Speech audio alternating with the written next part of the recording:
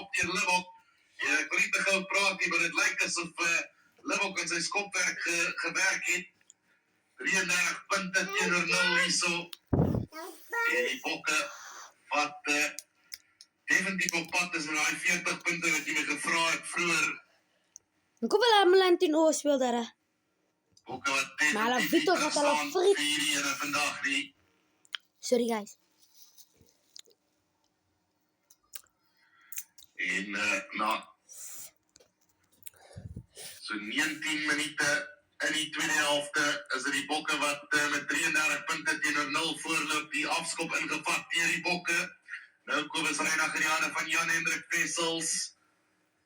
Wessels wat so 'n paar meter wen, so tussen die 10 en die 22 van die Bokke.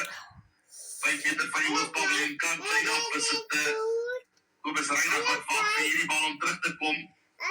Hy gaan met die hoë skop, word gejaag deur Cheslin Colby hier op die halflyn. En dan pragtige vat deur Colby, en hy is dwars deur. Kort die ondersteuning, hy gaan dit nie nodig hê nie, lyk dit my. Nou kry die ondersteuning van Reinagh wat gepletter vat word 5 meter van die doellyn af. Vir 'n bal wat terugkom vir die Bokke opgepik deur die voorspelers. Nou net 2 meter van die doellyn af. Kwagga Smit het hom vinvaart, hy is 'n meter van die doellyn af. Jarra! Kry hom terug en dan die hande van Lode Jager wat oorduik vir die Bokke se 6-3 van hierdie wedstryd. Daar's net een keer aan hierdie Bokmasjien op die oomblik nie. Cheslin Colby wat daai bal pragtig in die lug uitvang en dan op dwars deurbreek.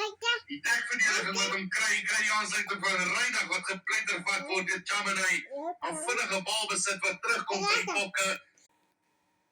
38 punte teenoor 0 op die oomblik. 38 is 40. En dis soos 19 minute wat oorbly in hierdie stryd. En die Bokke wat voorloop met 40 punte teenoor 0.